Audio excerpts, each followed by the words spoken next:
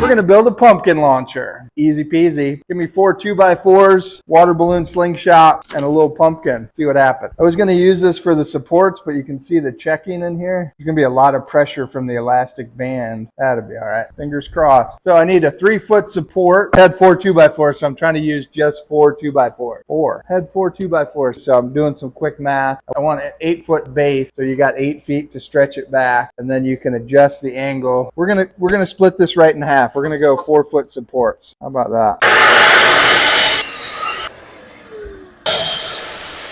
I cut one piece down to roughly 15 inches. Right now I'm just going through, cutting them all the exact same size. First 2x4 I cut in half, so 2 48-inch pieces. Second 2x4, I cut 6 15-inch strips. These are going to be supports, and you'd have 6 inches left over. So I got my supports, my launcher supports, big dog supports. Only thing I'm missing is a brace. Wonder if I can get away with one of these small guys. It's designed for a guy to hold over his head and then somebody behind pulls. I don't think that's safe. So that's why we're making the launcher. Can you imagine this in the back of the head? We're gonna use 2.5-inch and 3-inch T25 star bit. This is the bottom. It'll hopefully all make sense to you in a minute. But first thing we're gonna do is attach the launcher support onto the bottom. I just wanna make sure it's square. To do that, I'm gonna just use my square. Doesn't have to be perfect, but I want it perfect. So just like that. I'm gonna use some 2.5 T25s. Probably do 3 or 4. This one's gonna have all kinds of bracing and support. Then I just need to do the same with the second one. Same drill.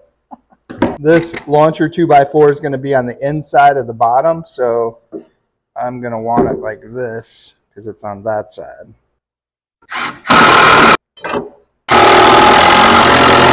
All right, then we're going to attach them. They're going to sit like that.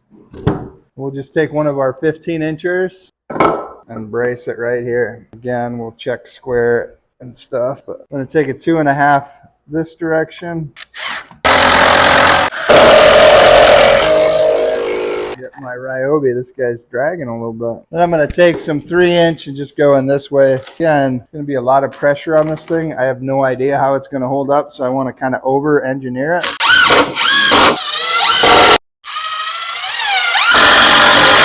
Take another 15 down to the end to hold the base. Gosh, I hope this works. So this brace, I'll show you what I'm going to do for a seat. It's going to be movable. But I want a brace in the middle somewhere that's also going to work to brace your feet. Does that make sense? When I straighten my legs out and push the seat back. How long are your legs? So if I'm sitting, push there and get almost all the way back. Girls have little legs. You know, that's fine. That'll be enough to get me back, and then I can push on the ground to get back farther if I need to. I like that. I like it.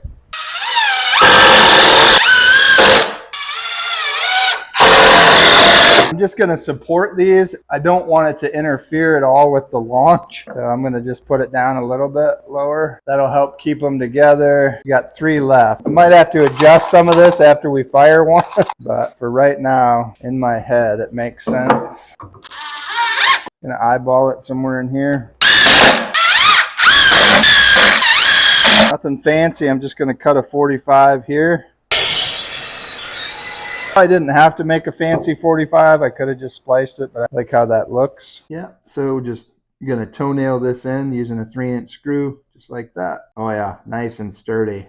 And then we'll just go over to the other side and add the second brace. Now I'm going to make the seat. Just got some scrap plywood. What you want to do is measure your width, and then we're going to have a 2x4 brace on each side. So you want to add 3 inches to account for that.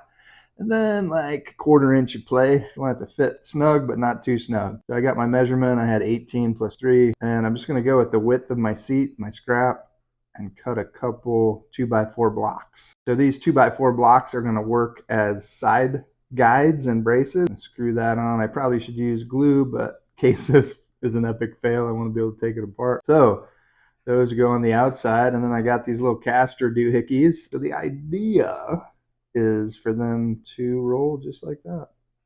We'll see how much weight they could hold. I probably should have looked at that. So here's what I got on Amazon, the water balloon slingshot. That's the instructions. So they came looped. I'm just going to loop them around each one of the supports. And then I'm going to put a screw all the way, all the threads in so it doesn't rip the elastic, but that's going to act as like a safety latch so it doesn't fly over. Let's check it out, see how we did. My hope is I can launch this little pumpkin in this slingshot. Let's see what happens. Yeah, I thought maybe I was too heavy. Oh, a little bit. As far as I can. I'm gonna pull it tight. You ready to measure? Let's see how far this thing will go. Ready? Oh my gosh! That's pretty good. I'll try to hit you. Hey, any guesses how far it went, Bells? Maybe 30 feet? I'm guessing like 335 feet. Measuring wheel. It's digital. You just wheel it out and it tells you how far away stuff is. 232.5. Wow, I bet I can beat that. Ready? Man, that thing goes. Putting the little safety goggles on the kids in case it comes whipping back at them. Uh-oh. There you go. Launch it. Nice. If we had something soft, we could launch it, sissy. As far back as you can, kid. There you go. Whoa! Good luck, Mama. Whoa, that was a good one. I'm gonna launch a diet soda. Oh my god! You wanna see it? And you're shaking it. I'm scared, I'm scared. Oh, come on, guineas. No, Don't hit the guineas. You're right. Wait! Go chase them. Bad. Want it to explode. Can you go out there? I won't hit you. Uh-huh. No way. Promise. Jose. Heads up, everybody. Ready?